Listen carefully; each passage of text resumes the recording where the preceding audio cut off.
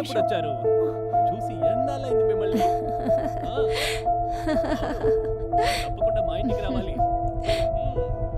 వచ్చేసి వెళ్ళాలి.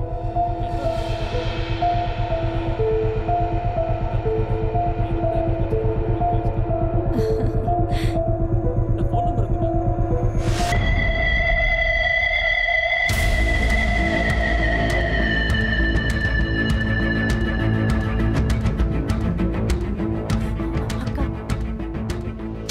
ఏంటి?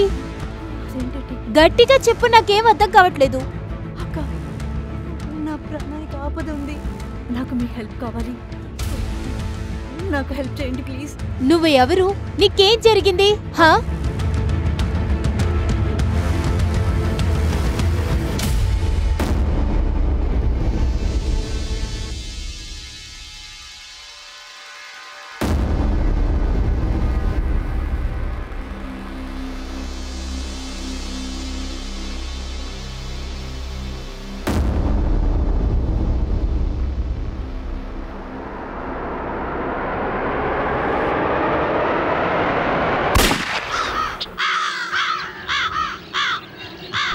నమస్కారం, నేను Divyanka Tripathi Dahiya. Crime petrol women against crime episode కి మీ అందరికీ స్వాగతం పలుకుతున్నాను. ఎప్పుడు మగవాళ్ళు చెప్పి మనం విన్నాము, ఆడవాళ్ళని అర్థం చేసుకోవడం చాలా కష్టమని. వాళ్ళ మనసులో ఏం ఆలోచిస్తారో ఎవరికీ తెలియదని. ఆ ఆడవాళ్ళు ఎప్పుడూ ఒక పజల్ లాగే. అది తీర్చిపెట్టడం ఒక విద్వాన్ మాత్రమే చేయగలరు. కానీ ఒక ఆడదాన్ని అర్థం చేసుకోవడం అంత కష్టమేమీ కాదు. ఒక ఆడదానికి అవసరం కేవలం ప్రేమ, మర్యాద మాత్రమే. ఈ కథ కూడా అలాంటి ఒక అమ్మాయికి చెందిందే. తన పూర్తి జీవితం పోరాటంతోనే ఉండింది. గౌరవానికి పోరాటం. తను ఆడదనే జీవితాన్ని చాలా అద్భుతంగా జీవించాలనుకుంది. కానీ తన్ని మరణంలో వాళ్ళందరూ పడుకోపెట్టారు. దాని కారణంగానే తన జీవితంలో జరిగిన ఎన్నో రహస్యాలు బయటికి రావడం మొదలుపెట్టాయి. ఈ కేస్ పోలీస్కు ఒక పెద్ద ఛాలెంజ్ గా ఉండింది. దాంతో ఆ అమ్మాయి పోలీస్ వాళ్ళకి ఒక పెద్ద పజిల్ లాగే కనిపించింది. పిడికిలు మిగిస్తే దీని లోపల ఏముందో ఎవరికీ తెలీదు. నేను చెప్పేది వినమ్మా. ఇలా చూడు, నా నైపుణ్యం ఎవరికీ తెలియలేదంటే నేను బ్రతికి ఏం ఉపయోగం ఉంది? మనిషి తన లక్ష్యాన్ని చేరుకోకపోతే ఆ జీవితంలో అర్థం ఏముంది చెప్పు? అర్థం లేకుండా మాట్లాడుకో, అర్థమయ్యేటట్టు చెప్పు. అమ్మా, ఈ సర్టిఫికేట్ నాకు టైలరింగ్ క్లాస్లో ఇచ్చున్నారు. అంతేకాదు, ఈ కుర్తా చూసావమ్మా, ఇది నేనే డిజైన్ చేశాను. దీనికి నాకు ఫస్ట్ ప్రైజ్ ఇచ్చారు. అలాగా? చాలా బాగుంది. ఇది మంచి విషయమే కదా. నీకేంటి సమస్య? అమ్మా, ఈ మొత్తం ఏరియాలో నా నైపుణ్యాన్ని ఎవరూ గుర్తించలేకపోతున్నారు. నేను టౌన్కి వెళ్ళానంటే అక్కడ సొంతగా బుటిక్ పెట్టుకుంటానమ్మా. జనాలు లైన్లో నిలబడతారమ్మా. ఆ తర్వాత మనం గొప్పవాళ్ళైపోతాం. ఇలా చూడు, నువ్వు ఎక్కువగా కలలు కనుకో. నువ్వు ఎక్కువ కలలు కనుకో. ముందు నీ పెళ్లి కాని, తర్వాత నీ భర్తకు చెప్పి ఏమన్నా చేసుకో. అమ్మ, నా మాట కొట్టిపారేకు. నేనెందుకని చేతులు కడుక్కోవాలి? ఒక విధవరాలు ఒక కూతురికి పెళ్లి చేయాలంటే చాలా కష్టం కదా. పక్కనున్న గ్రామంలో ఒక అబ్బాయి వస్తాడు. వాడికి నువ్వు నచ్చితే అంతే చాలు. నీ పెళ్లి తప్ప నేనింకేం చేయలేనమ్మా.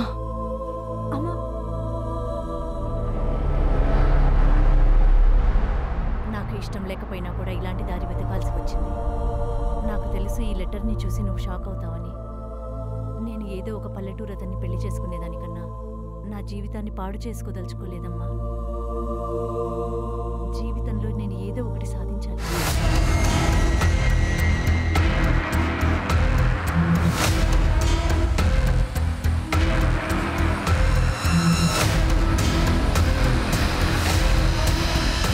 సార్, పాయింట్ అండ్ బోల్ట్ ఉండే లోకల్ తుపాకీతో కాల్చారు సార్. వేరే ఏదైనా లీడ్? నో సార్, ఎక్కడా మిస్సింగ్ కంప్లైంట్ ఫైల్ అవ్వలేదు. ఫోటోని అన్ని పేపర్లలో ఇవ్వు, అప్పుడు ఎవరైనా రావచ్చు. Okay sir.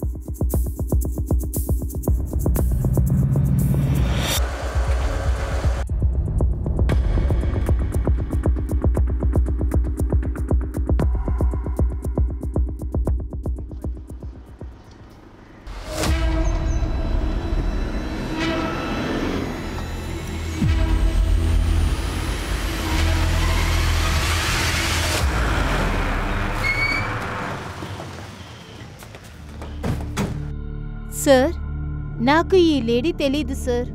నవంబర్ 15న మా ఇంట్లో ఒక ఫంక్షన్ జరిగింది. అప్పుడు ఈ లేడీ సడన్ గా ఫంక్షన్ కి వచ్చింది. 25 నవంబర్ ఆ రోజు ఈవినింగే కదా హత్య జరిగింది. ఎన్ని గంటలకు వచ్చింది?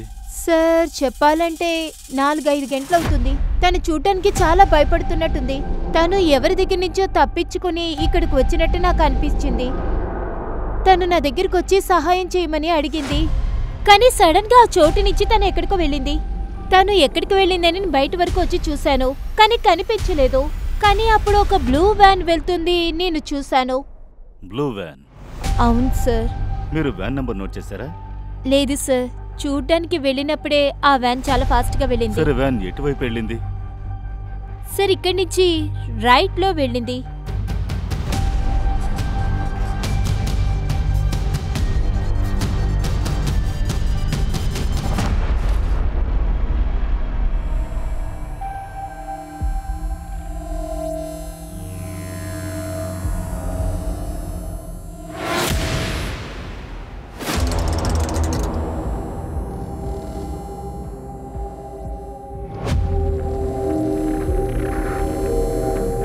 తింటానికి ఇస్తున్నావా?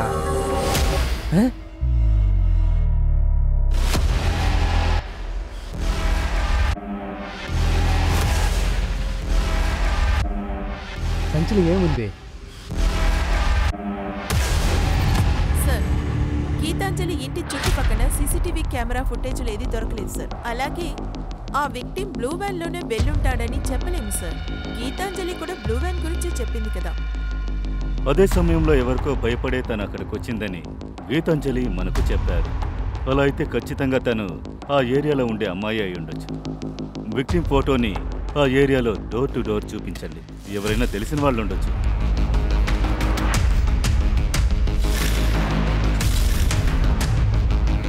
ఆమె పేరు స్మిత. మా దగ్గరే పనిచేస్తూ ఉండేది. వారం రోజుల నుంచి పనికి రావడం లేదు. మీరు చెప్తేనే తెలిసింది తన్ని చంపేశారని. స్మిత ఇల్లు ఎక్కడుంది? మేడం అదంతా తెలియదు కానీ మోతీనగర్లో ఉన్నట్టుగా మాత్రం విన్నాను. ఎన్ని రోజులు ఇక్కడ పనిచేస్తుంది? నెలన్నర ముందు పని కోసం ఇక్కడికి వచ్చింది. ఇది నా సర్టిఫికేట్. నేను టైలరింగ్ క్లాసెస్ మొత్తం ఫినిష్ చేశాను సార్. నేను స్టిచ్చింగ్ లో అన్ని డిజైన్స్ చేస్తాను సార్. తన మొబైల్ నంబర్ ఇవ్వండి. మొబైల్ నంబర్ లేదు మేడం, పోగొట్టుపోయిందని నాతో చెప్పింది. పాటిల్, మోతీనగర్ ఠాకూర్ చాల్కి వెళ్ళండి. స్మిత ఎక్కడ ఉన్నదో వెతకండి. ఎవరితోనా పగొనిందా? అది నాకు తెలియదు కానీ ఒకరోజు నేను ఇక్కడికి వచ్చినప్పుడు ఆవిడ ఎవరితోనో గొడవ పడుతుంది మేడం. నీకేంటి ప్రాబ్లం? చెప్తే అర్థం కాదా? నీకు నాకు ఏ సంబంధం లేదని చెప్పాను కదా. ఇక మీదటి నుంచి నువ్వు మా ఇంటికి రాకూడదు, ఇక్కడికి రాకూడదు. వెళ్ళు, ఇక్కడి నుంచి వెళ్ళు. స్మిత, ఏమైంది? ఎవరితను? కానీ ఆవిడ మాత్రం సమాధానం చెప్పలేదు. చూడ్డానికి వాడు ఎలా ఉన్నాడని చెప్పలేదు. 40-45 ఏళ్ల వయసు ఉంటుంది మేడం.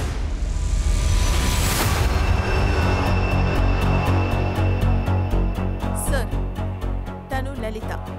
స్మిత ఒక ల్యాండ్. అవును సార్, అదిగో వాళ్ళు ఆ రూమ్లోనే స్టే చేసేవాళ్ళు. నేనే వాళ్ళకి రూమ్ అద్దెకిచ్చాను. వాళ్ళు చాలా మంచివాళ్ళు. ఎన్నాళ్ళుగా ఇక్కడ ఉన్నారు? ఇంచుమించు 1 సంవత్సరం ఉంటుంది. ఫ్యామిలీతోనా? భర్త? సార్, హస్బెండ్ ఉండేవారు, కానీ ఆయన ఇక్కడ ఉండేవారు కాదు, ఆయన ఎక్కడో ఉండేవారు. తన పేరేంటి? నాకు తెలీదు సార్. ఇక్కడ ఎప్పుడో ఒకసారి వస్తాడు.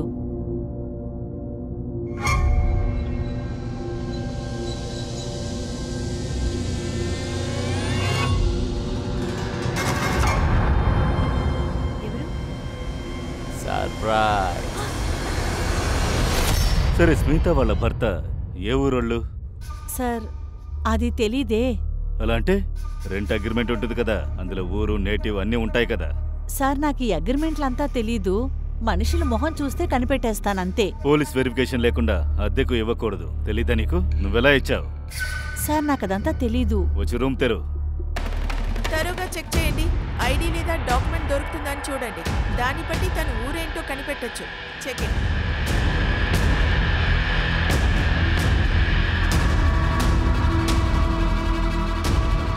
సార్, మొత్తం చెక్ చేశాం. ఏది దొరకలేదు సార్. స్మితాకైనా ఐడి దొరకలేదు, హస్బెండ్ రిలేటెడ్ డీటెయిల్స్ దొరకలేదు. సార్, నాకేమనిపిస్తుందంటే ఐడిని కూడా వాళ్ళు లేక చేశారు. దాన్ని కూడా చెక్ చేయండి. తను ఎవరెవరిని మీట్ చేసింది, అలాగే ఈ రూమ్కి ఎవరెవరు వచ్చారు.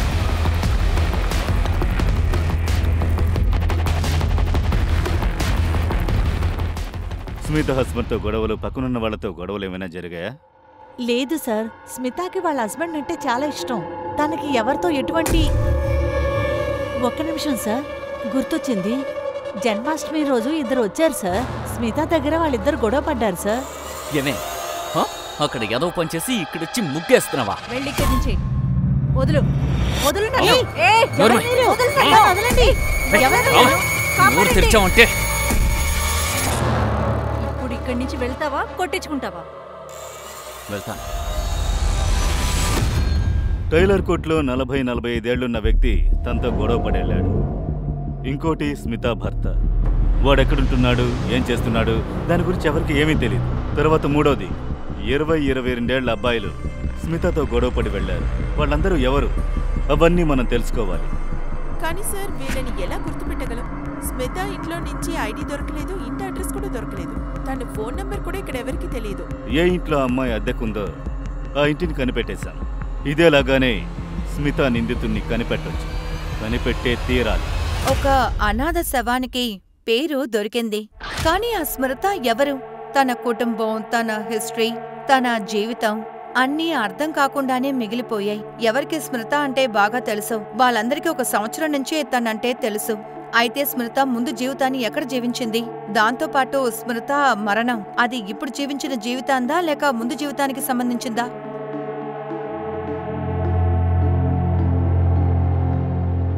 అమ్మతో బంధం వదులుకొని నేను ఒక కొత్త జీవితాన్ని ప్రారంభిస్తున్నాను. కానీ జీవితం నాకు ఒక్కొక్క అడుగులో ఒక కొత్త అనుభవాన్ని చూపించింది. ఇదిగో తీసుకో. సార్, స్మిత ఇంటి పక్కన ఒకడున్నాడు. జన్మాష్టమి రోజు ఫ్యామిలీతో కొన్ని ఫోటోలు తీసేవాడు. ఆ ఫోటోస్లో ఇద్దరు క్యాప్చర్ అయ్యారు. ఇతనే స్మితతో గొడవ పెట్టుకున్నవాడు. ఈ విషయం గురించి ల్యాండ్ లార్డ్ లలితతో క్రాస్ చెక్ చేశాను. వాళ్ళిద్దరు వీరే. ఈ బైక్లో కూర్చొని తిరిగెళ్లారు. ఆర్టీఓకి ఫోన్ చేయి. ఈ బైక్ ఎవరి పేరులో ఉంది? తప్పుకోండి, వెనక్కి వెళ్ళండి. రండి, చూడండి, చెత్త ఏరుకునేవాడు బాడీ దొరికింది.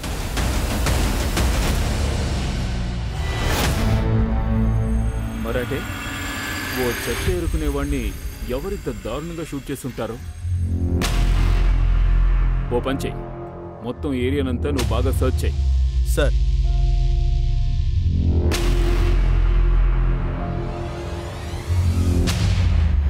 దీన్ని నువ్వు ఉంచుకో, నా వల్ల కుదరదు. ఏంటి అవ్వట్లేదు? చాలా మందిని చంపేసి ఇప్పుడు కుదరదంటే ఎలా? చూడు, ప్రారంభంలో అందరికీ అలానే ఉంటుంది. ఏం కాదు, నీ వల్ల అవుతుంది. వెళ్ళు.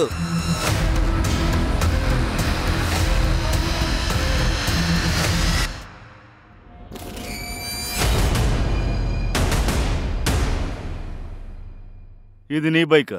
అవును సార్, విషయం ఏంటి చెప్పండి. స్మిత తెలుసా? హత్య చేయబడింది. తను మీట్ చేయడానికి వెళ్ళావుగా జన్మాష్టమి రాత్రి గొడవ పడ్డానికి. సార్, నేనేం గొడవ చేయడానికి అక్కడికి వెళ్ళలేదు. నేను ఊరికే నా ఫ్రెండ్ జోగితో అక్కడికి వెళ్ళానంతే. ఎవరు జోగి? సార్, అది స్మిత జోగి పెళ్ళామా? సార్, స్మిత నా వైఫ్ సార్. తను నన్ను మోసం చేసింది సార్. ఏం చేశాడు? సార్, తను నన్ను వదిలేసి మనోజ్తో లేచిపోయింది సార్. ఎవరా మనోజ్? సార్, ముందు వాడు నా పిల్లాన్ని తీసుకుపోయాడు. తర్వాత నా పిల్లాన్ని రెచ్చగొట్టి నన్నే కొట్టించాడు. వదలరా!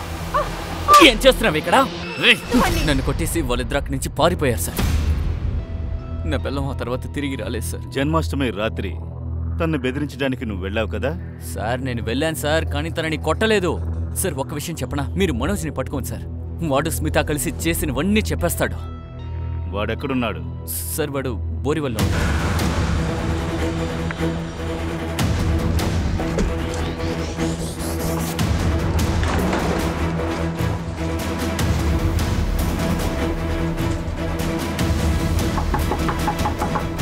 ఏంటి, స్మితాని మర్డర్ చేశారా? ఏమీ తెలియనట్టు నటిస్తున్నావా? జోగి అన్ని చెప్పేశాడు. స్మితతో వెళ్ళిపోయావుగా, పెళ్లి చేసుకున్నావు కదా? లేదు సార్, నేను స్మితాని పెళ్లి చేసుకోలేదు. తనకి జోగేష్ అంటే అస్సలు ఇష్టం లేదు. ఏ? వాడు మగాడే కాదు, పెళ్ళాన్ని కొట్టి చిత్రహింసలు పెట్టి తన మగతనాన్ని చూపిస్తున్నాడు సార్. అది మాత్రమే కాదు, వాడికి వేరే ఒక కనెక్షన్ ఉంది సార్. అది స్మితాకి అస్సలు నచ్చలేదు సార్. ఠాకూర్ చౌల్లో ఆ రూమ్ని స్మితాకు నువ్వే ఇచ్చావా? ఠాకూర్చి మనిషా? లేదు సార్, ఠాకూర్చి మనిషి గురించి నాకేమీ తెలీదు. నేను తన్ని చూసే చాలా రోజులైపోయింది సార్. అంతటితో తను నన్ను వదిలేసి వెళ్ళిపోయింది సార్. నేను తన్ని సంఘం చాలానే కలుసుకుంటాను సార్. ఆ రూమ్ కూడా తనకి నేనే వెతికిచ్చాను సార్. అరే రా లోపలికి. ఇది చూడు, ఈ రోజు నుంచి నువ్వు ఎవ్వరి కోసం భయపడాల్సిన అవసరమే లేదు. ఈ రోజు నుంచి ఈ ఇల్లు నీదే. చూడు, అన్ని వస్తువులు అరేంజ్ చేశాను. బాగుంది కదా? నా మీద ఇంత ప్రేమ పెట్టుకున్నారా? కానీ సార్, స్మిత నాకు ఏ మంచి చేయలేదు సార్. కొద్ది రోజుల్లోనే తన నిజ స్వరూపాన్ని చూపించింది సార్. నా డబ్బు నగలు మొత్తం తీసుకుని పారిపోయింది సార్. ఎవరితో వెళ్ళింది, ఎందుకు వెళ్ళింది ఏమీ తెలియదు సార్.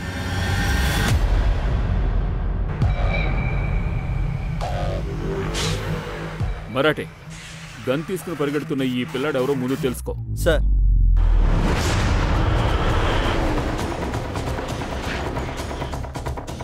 అవును సార్, 1 సంవత్సరం ముందు ఈ లేడీ మనోజ్ అనే వ్యక్తితో ఇక్కడే ఉండేది. స్మిత మీ ఇంట్లో నుంచి డబ్బు నగలు తీసుకుని పారిపోయినట్టు మనోజ్ చెప్తున్నాడు. లేదు సార్, వాడు అబద్ధం చెప్తున్నాడు. వాడొక దుర్మార్గుడు సార్. వాడు వాళ్ళ భార్యను వదిలిపెట్టి దీంతో తిరిగేవాడు సార్. వాళ్ళ భార్యకి విషయం తెలియగానే దీని జీవితం నరకం చేసింది సార్. సరే, మనోజ్తో తప్ప స్మితకి వేరే ఎవరితోనైనా ఇక్కడ గొడవలు? లేదు సార్. ఇంకోటి, తనతో పాటు ఒక బిడ్డ కూడా ఉండేది.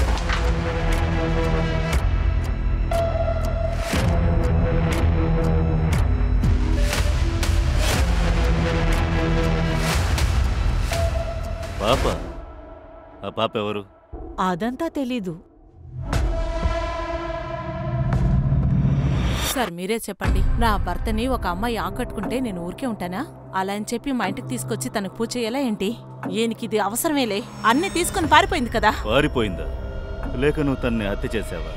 ఏంటి సార్, నేనేం చేయలేదు సార్ అమ్మాయిని. నన్నేం అనుమానించద్దండి సార్. ఇదిగో ఇతనే చేసుంటాడు. జైల్లో వేయండి ఇతన్ని. నువ్వు నోరుమై, ఏదో ఒకటి వాగమాక. నీతోనో స్మితతోనో ఒక పాప ఉంది కదా, ఆ పాప ఎవరు? సార్, పాపనా? ఎవరండి? ఎవరు పాప? అరే నన్ను మాట్లాడి నువ్వు. సార్, ఆ అమ్మాయి స్మిత రిలేటివ్ సార్. ఎవరది? పేరేంటి? ఎక్కడి నుంచి వచ్చింది? తన పేరు కోయల్ సార్. తన గురించి తిను నా దగ్గర ఇంతే చెప్పింది సార్. స్మిత బిడ్డతో నువ్వున్నావు, కానీ ఆ బిడ్డ ఎవరో నీకు తెలీదా? సార్, నిజమే చెప్తున్నాను సార్, నాకేమీ తెలీదు.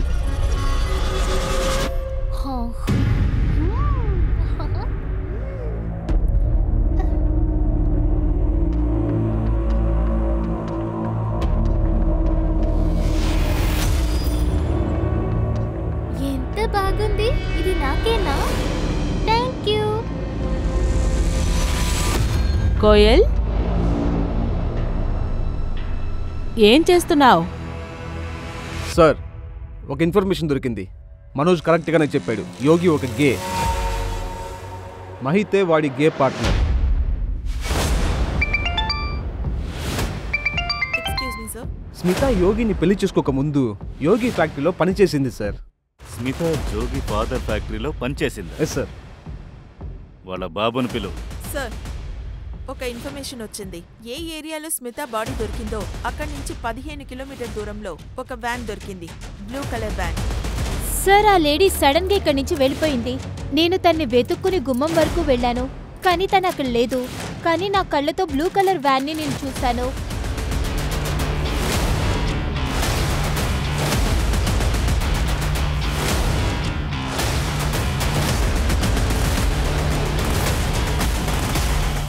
సార్, ఈ వ్యాన్ కి నంబర్ ప్లేట్ లేదు. కేసీ నంబర్తో అన్నింటినీ కనిపెట్టు. ఎవరి పేరులో రిజిస్టర్ అయింది? బ్లూ వ్యాన్లో కిడ్నాప్ చేసినట్టే కదా గీతాంజలి చెప్పింది. ఒకవేళ ఈ బ్లూ వ్యాన్ అయి ఉండొచ్చు. ఫోరెన్సిక్ పిలువు. అలాగే సార్. అవును సార్, స్మిత నా ఫ్యాక్టరీలోనే పనిచేసేది. కానీ జోబీకి తనంటే ఇష్టమైంది కాబట్టి పెళ్లి చేసుకోవాలనుకున్నారు. అందుకని నేను ఒకరోజు తన్ని ఇంటికి పిలిపించాను. ఇలా చూడు స్మిత, నేను ఒక్క విషయం చెప్పగలను. నా కొడుకు నిన్ను సుఖంగా చూసుకుంటాడు. అతను నిన్ను బాగా ఇష్టపడుతున్నాడు. ఏంటి, పెళ్లి చేసుకుంటావు కదా? సరే, మీరు స్మితకి మీ అబ్బాయి గురించి అన్ని వివరంగా చెప్పారా? మీ అబ్బాయి ఒక గే అని తనకి చెప్పారా? సార్, నేను ఆ అమ్మాయిని మా అబ్బాయికి దూరం చేయాలనుకున్నాను. అప్పటికే గొడవలు జరుగుతూ ఉండేవి. అందుకే నేను స్మితాని... తను ఏ ఊరికి చెందింది? తన అడ్రస్? సార్, స్మిత మా ఫ్యాక్టరీలో ఒక సభ్యురాలు. అందుకనే తను ఏ పేపర్స్ మాకెప్పుడు ఇవ్వలేదు. నేను కూడా తన్నేమీ అడగలేదు. పైగా నా కొడుకుని తను వదిలేసింది కూడా. స్మిత మీ అబ్బాయిని వదిలేసింది, అందుకే టైలర్ షాప్కి గొడవ పడ్డానికి వెళ్ళారా? లేదు సార్, అలాంటిదేమీ లేదు సార్. స్మిత జోబీని వదిలి వెళ్ళాక నేనెప్పుడు స్మితాని కలవలేదు సార్. అన్నట్టు జోగి మహాయిని తీసుకుని నేను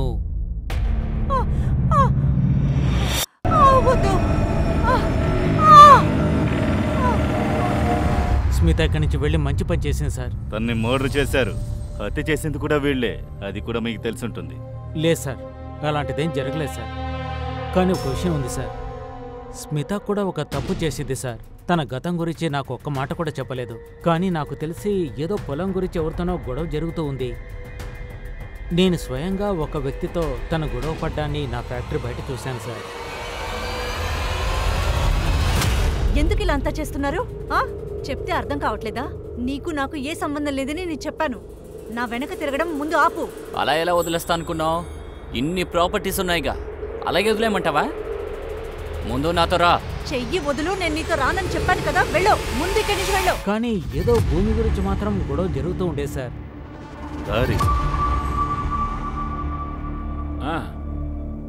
ఇదిగో వస్తున్నాను. ముందు మాల్వానికి వెళ్తాను, తర్వాతే వస్తాను. ఊరికి రావడానికి ఎంత టైం పడుతుంది? సర్లే, ఫోన్ పెట్టుకో.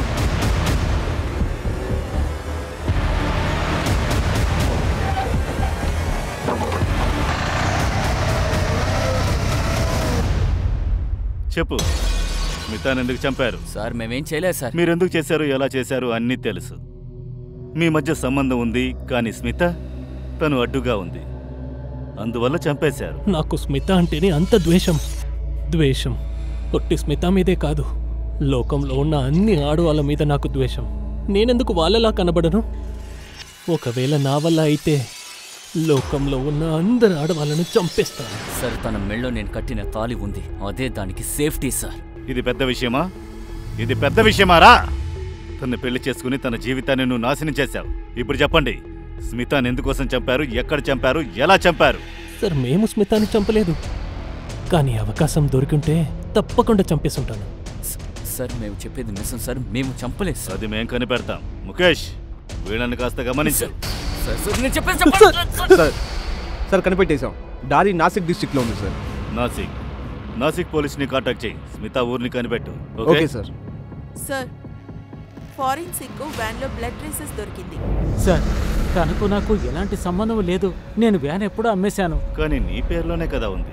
సార్, నేను దీని డెలివరీ నోట్ ఎప్పుడో పంపించేశాను సార్. జిరాక్స్ కాపీ నాతో ఉంది సార్. తన పేరు మీదకి ట్రాన్స్ఫర్ చేసుకుంటానని చెప్పారు సార్. ఎవరా మనిషి? సార్, అది నేను ఎంక్వైరీ చేయలేదు సార్ ఆ విషయం గురించి. కాకపోతే డబ్బు ఎక్కువగా వచ్చేది, అందుకే నేను కూడా పెద్దగా పట్టించుకోలేదు. వాడి మొహాన్ని చూసావా? స్కెచ్ చేయగలవా? అది లేదు సార్, నాకంత గుర్తు లేదు సార్. కానీ ఎదురుగా వస్తే మాత్రం గుర్తుపడతాను సార్. సరే, మంచిది. సార్, స్మిత దారికి చెందింది. తన మీద ఒక కేసు కూడా జరిగేది. అదేం కేసు? అబెండ్మెంట్ of suicide. తన భర్త విక్రమ్ సూసైడ్ చేసుకున్నాడు. వాట్? స్మిత హస్బెండ్? ఇంకో భర్త?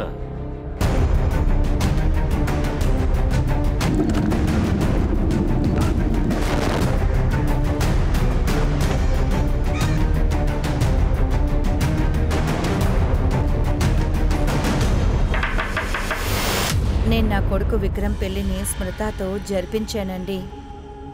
కానీ నా అమాయకమైన కొడుకుని తను చంపేసింది. అలా అంటే? సార్, నా కొడుకు కాస్త మతిస్థిమితం లేనివాడు. 10 ఏళ్లకు ముందు స్మృత అమ్మగారు వాళ్ళ మావయ్య అత్తయ్యని తీసుకొచ్చారు. కానీ అప్పుడే నా కొడుకు పరిస్థితి గురించి నేను చాలా క్లియర్గా చెప్పాను. స్మృత ఇష్టపడింది పెద్ద పెద్ద ఇల్లులు టౌన్లో ఉండాలి అని. అందుకనే పెళ్లి తర్వాత మేమందరం టౌన్కి వెళ్ళిపోదాం అనుకున్నాం. కానీ పెళ్ళైన కొద్ది రోజులకే తన బుద్ధిని తను చూపించేసింది. వద్దొద్దు, ఈరోజు నేను భోజనం చేయను. నువ్వు నాతోనే ఉండాలి, సరేనా? వద్దొద్దు, నేను చెప్పేది విను. నువ్వు నా పిల్లానివి కదా, నువ్వు నా పిల్లానివి. నేను భోజనం చెయ్యను. నువ్వు డాన్స్ చేయాలి, సరేనా? అప్పుడే నేను తింటాను. నువ్వు కాదు కాదు, నువ్వు డాన్స్ చేయాలి. డాన్స్ చెయ్యి. ఇంకోసారి చెయ్యి ఎత్తు, చెయ్యి నరికేస్తాను. మొగుడు దగ్గర ఎవరైనా ఇలాగా ప్రవర్తిస్తారా? నా కొడుకు తన్ని మనస్ఫూర్తిగా ప్రేమించాడు. కానీ తను విక్రమ్ని భయంకరంగా హింస పెట్టింది. తర్వాత విక్రమ్ ఆత్మహత్య చేసుకున్నాడు. ఆ తర్వాత మీరు స్మిత మీద అపార్ట్మెంట్ ఆఫ్ సూసైడ్ కేసు వేసి ఇంటి నుంచి తరిమేశారు. నేను ఇంకేం చెయ్యాలి సార్? తన్ని నెత్తి మీద పెట్టుకుని ఊరేగమంటారా? బయటికి తన్ని ఇల్లు వదిలి గెంటేశారు. నా కొడుకుని చంపేసి నా ఇంట్లోనే ఉంటావా నువ్వు? ఇక్కడి నుంచి వెళ్ళిపో. ముందు పోవే, పో. తలుపు తెరవండి ఆంటీ.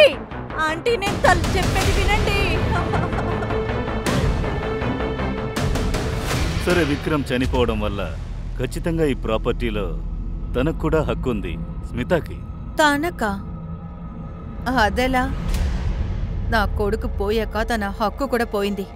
స్మిత వాళ్ళ అమ్మ ఎక్కడుంది?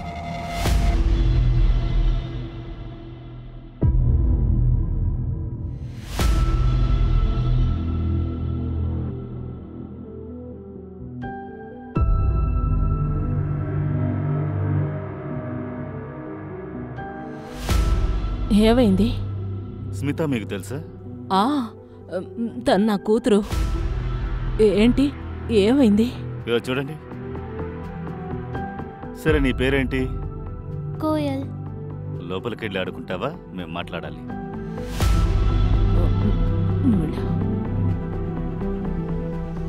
ఏంటి విషయం? మీ కూతురు స్మిత ఇప్పుడు ప్రాణాలతో లేదు.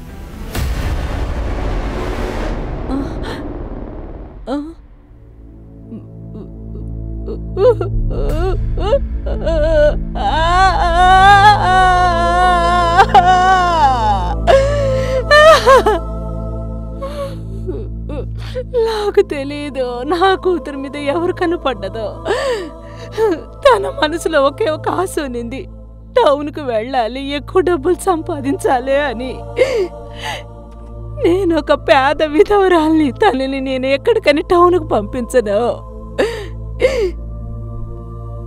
పక్క ఊళ్ళో తనకని ఒక సంబంధం చూశాను, కానీ తను పారిపోయింది వాళ్ళ అత్త మామ ఇంటికి. కొన్ని రోజుల తర్వాత వాళ్ళ అత్త మామ ఏవో చెప్పి తనెక్కడికే తీసుకొచ్చారు. వయసులో ఉన్న అమ్మాయికి బాధ్యతలు ఎవరు చూసుకుంటారు? వాళ్ళ అత్త మామే సంబంధం చూశారు. తన పేరు విక్రమ్, గొప్ప శ్రీమంతులని చెప్పారు, డబ్బున్న వాళ్ళని చెప్పారు. ఇదే సాకు పెట్టి తను ముంబైకి వెళ్ళొచ్చని స్మిత కూడా ఒప్పుకుంది. కానీ అత్తయ్య చెప్పింది అబ్బాయి అమాయకుడని. కానీ అబ్బాయికి తెలివి తక్కువని చెప్పనే లేదు. నా కూతురు స్మిత తనతో సంతోషంగా జీవించలేదు. అయినా కూడా తన కాలాన్ని అలాగే నడిపింది. ఆ తర్వాత విక్రమ్ చనిపోయిన తర్వాత తను అక్కడి నుంచి పంపించేశారు. అప్పుడు అందరూ తిన్ని గుచ్చి గుచ్చి మాట్లాడారు. తను సూరజ్ని లవ్ చేసింది. తీర కోసం అతను ఏమైనా చేస్తానన్నాడు. ఇద్దరు పెళ్లి చేసుకున్నారు. ఇద్దరు పిల్లలు కూడా పుట్టారు, కోయల్, ప్రజ్వల్. ఆ తర్వాత వాళ్ళు నయగాకి షిఫ్ట్ అయ్యారు. అక్కడే వాడు తాగుడికి బానిసయ్యాడు. అప్పటినుంచి ఎప్పుడు ఇంట్లో గొడవలే. అక్కడే ప్రజ్వలే తన నాన్నని చంపేశారని అందరూ అనుకుంటూ ఉన్నారు. అలాంటే స్మిత సూరజ్ పుట్టిన కొడుక? అప్పుడే తనని పిల్లల జైలుకు పంపించేశారు. ఆ తర్వాత స్మిత కోయల్ని తీసుకొని ముంబైకి తీసుకెళ్ళిపోయింది. కానీ ముంబైలో కూడా కోయల్ దగ్గర ఎవరో తప్పుగా నడుచుకున్నారట. కోయల్తో తప్పుగానా? అవును సార్. ఆ తర్వాత స్మిత కోయల్ని నా దగ్గర వదిలేసి తను మాత్రం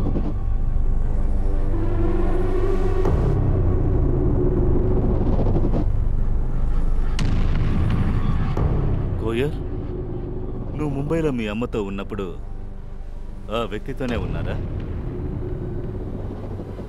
ఈ మనిషి నీ దగ్గర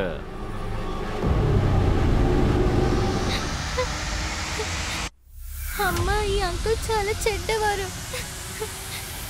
స్మిత, అది బయటకెళ్ళి ఇక్కడి నుంచి. రక్షణ కేంద్రానికి ఫోన్ చేయండి. ప్రజ్వల్ని వెంటనే చూడాలి. అండ్ మనోజ్, వాడిని పట్టుకో. Yes sir.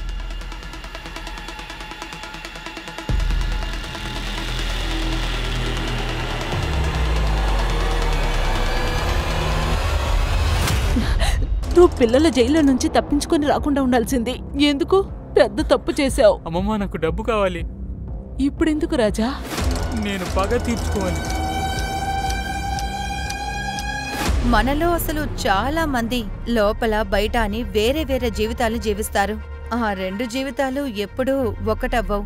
మన ప్రజల కళ్ళల్లో ఎలా కనిపిస్తున్నామో అలాగే మనం చూపించుకోవాలని కూడా అనుకుంటాం. కానీ స్మృత అసలు దేన్ని ఇష్టపడింది? జీవితంలో ప్రతి బాటలోనూ తనొక కొత్త మొహంతోనే నించుంది. స్మృత ఆ ఐడియాలజీ అసలు అర్థం కాలేదా, లేక తన ఉద్దేశాలే తప్పైనవా? ఇది చెప్పడానికే కష్టంగా ఉంది. కానీ స్మృత ప్రతి సంఘటనలోనూ చూశారంటే ఒక కొత్త కథ ఉండింది.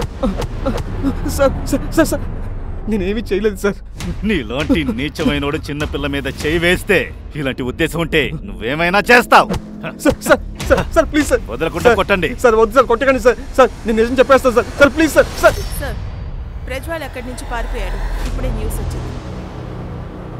కుప్పోడ్ని హత్య చేసిన దాంట్లో కూడా వెతుకుతున్నారు. చూడండి సీసీటీవీ ఫుటేజ్. ఆ తర్వాత మాల్వేని పోలీస్ అరెస్ట్ చేశారు.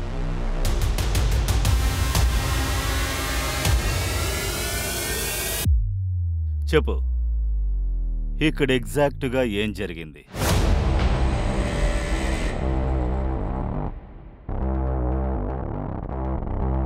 సంచలు ఏముంది? వద్దు వద్దు, అందులో తుపాకీ ఉంది.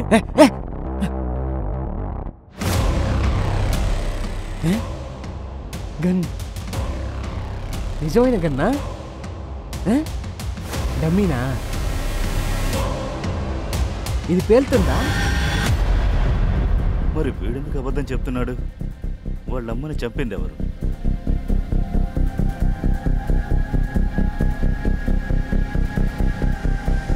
ప్రజ్వల్, నువ్వు అబద్ధం ఎందుకు చెప్పావు? మీ అమ్మను చంపావని ఎందుకు చెప్పావు? చూడు, మాకన్నీ తెలుసు. నువ్వు మీ అమ్మని చంపలేదు. అయినా కూడా ఎందుకు అబద్ధం చెప్పావు? ఎవరైనా బెదిరించారా? ఎవరు నన్ను బెదిరించలేదు సార్. అయినా అమ్మ చనిపోవడానికి నేనే కారణం.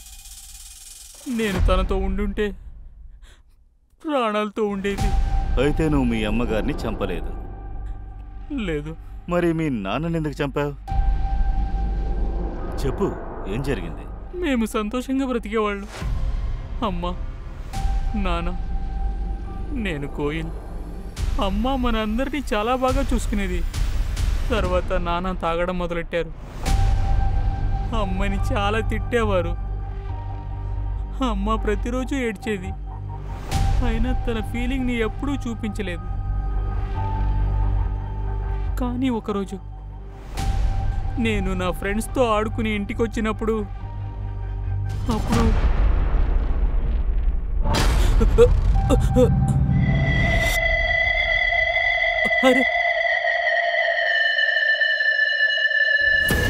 మీ నాన్నని చంపలేదని పోలీసులకు ఎందుకు చెప్పలేదు?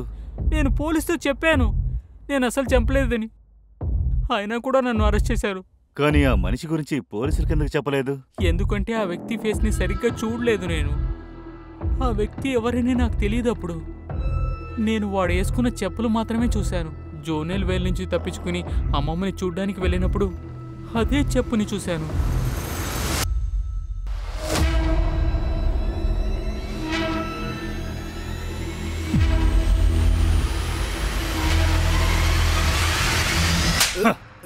చెప్పు, ఇదంతా ఎందుకు చేశావు? ఇంచుమించుగా 14 సంవత్సరాల ముందు స్మిత తన ఇంటిని వదిలేసి ముంబైకి వచ్చింది పెళ్లి నుంచి తప్పించుకోవడం కోసం. అప్పుడే తనంటే నాకు చాలా ఇష్టం. కానీ తన అత్త తన్ని వెంటనే పంపించేసింది. స్మితాకి అప్పుడు ఆ విషయాలన్నీ ఏమీ తెలియవు. కానీ నాకు అన్ని విషయాలు తెలుసు. నేను స్మితాని మా ఆయన దగ్గర నుంచి దూరంగా ఉంచాలనుకున్నాను. అందుకని విక్రమ్కి సునీతకి నేను పెళ్లి చేశాను. విక్రమ్ చనిపోయిన తర్వాత స్మితాని మొత్తం సొంతం చేసుకుందాం అనుకున్నాను. కానీ విక్రమ్ చనిపోయిన తర్వాత తను సూరజ్ని ప్రేమించడం మొదలెట్టింది. నేను వెనక్కి తగ్గలేదు.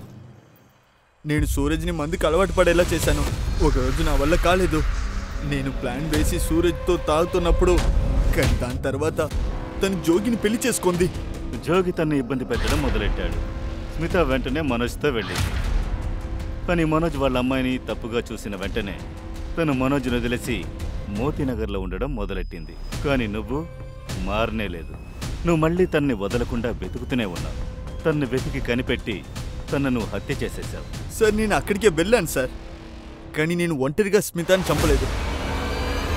దానికి ఎవరు కూడా ఉన్నారు. నేను స్మిత మామయ్య దినేష్కి కొన్ని డబ్బులు అప్పుగా ఇచ్చాను. కానీ నేను డబ్బులు తిరిగి అడిగినప్పుడు వాడు లేదనేశాడు. అమ్మాయిని ఇస్తానని చెప్పాడు. దూరం నుండి నాకు వాడు స్మితాని చూపించాడు.